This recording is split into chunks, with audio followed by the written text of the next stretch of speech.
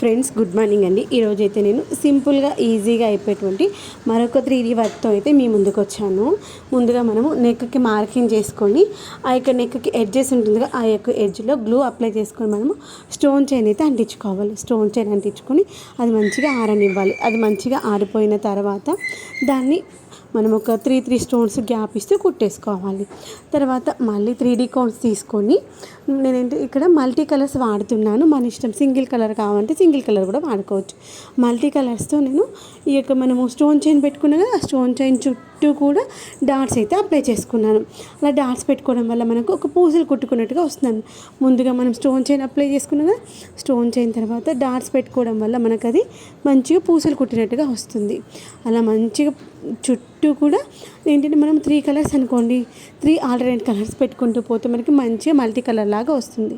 తర్వాత మళ్ళీ దానికి ఇంకొంచెం ఎక్స్టెన్షన్గా ఇంకొంచెం వర్క్ అయితే చేసుకోవాలి. అదేంటంటే నేను మిర్రర్స్ అయితే వర్క్ చేసుకుంటున్నాను. ఆ మిర్రర్స్ ఏంటంటే నెక్ చుట్టూ కాకుండా అక్కడొకటి ఒక ఫ్లవర్ ప్యాటర్న్ లాగా తీసుకున్నాను అనమాట. దానికోసం ఏంటంటే గ్లూ అటువంటి డాట్ లాగా పెద్దగా పెట్టుకోవాలి. అంటే మనం తీసుకునే మిర్రర్ సైజుని బట్టి ఆ యొక్క గ్లూ అయితే పెట్టేసుకోవాలి. 3D కోన్, ఆ 3D కోన్ పెట్టేసి తర్వాత దానిపైన మిర్రర్ పెట్టుకోవాలి. చిన్న డబ్బాలు ఉంటాయి కదా, 3D కోన్ పెట్టేసుకొని దానిపైన మిర్రర్ పెట్టేసి 3D కోన్ క్యాప్ ఉంది కదా ఆ క్యాప్తో ప్రెస్ చేసినట్లయితే స్లోగా ఫస్ట్ అడ్జస్ట్ చేసుకొని ప్రెస్ చేయాలి. అట్లా ప్రెస్ చేస్తే ఆ యొక్క మిర్రర్ చుట్టూ ఒక సర్కిల్ అయితే ఫామ్ అవుతుంది.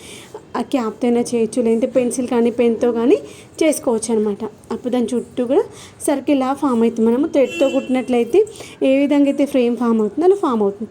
తర్వాత దాని చుట్టూ మళ్ళీ ఇంకొక కలర్తో చుక్కలు అయితే పెట్టేసుకున్నాను.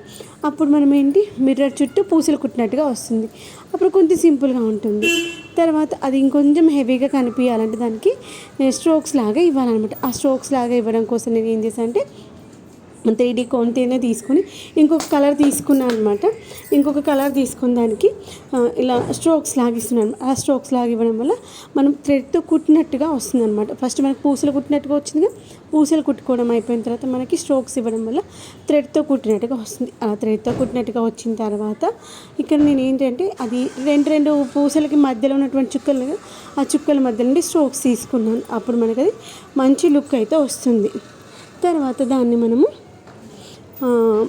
ఇంకొక మిర్రర్ కూడా కుట్టేసుకోవాలన్నమాట. అంటే ఇక్కడ మిర్రర్ మనం ఎలా కుట్టుకుంటానంటే ఆ యొక్క నెక్ చుట్టూ కూడా కొంచెం స్పేస్ ఇస్తూ మంచిగా కుట్టేసుకున్నాను అనమాట. అలా కుట్టేసుకున్న తర్వాత అంటే కుట్టేసుకోవడం ఇన్ ద సెన్స్ 3D కోన్తో మనం అవుట్లైన్స్ ఇస్తూ ఉన్నాం. ఫస్ట్ పింక్ పెట్టుకున్నాను కదా, ఆ యొక్క 2 పింక్స్కి మధ్యలో ఇంకొంచెం పెద్దగా ఇంకొక కలర్ అయితే తీసుకొని స్ట్రోక్స్ ఇచ్చేసుకుని దానివల్ల ఏంటంటే ఇంకొంచెం హెవీగా హైలైట్ అవుతుంది అనమాట. అలా హైలైట్ అయిపోయిన తర్వాత మనకి దీన్ని ఇంకా ఎక్స్టెండ్ చేసుకోవాలనుకుంటే ఇంకొక కలర్ తీసుకొని మళ్ళీ హైలైట్ అయితే చేసుకోవచ్చు అనమాట. అలా హైలైట్ చేసుకున్న తర్వాత రిమైనింగ్గా వచ్చినటువంటి అవుట్ఫిట్ అయితే ఈ విధంగా ఉంటుంది.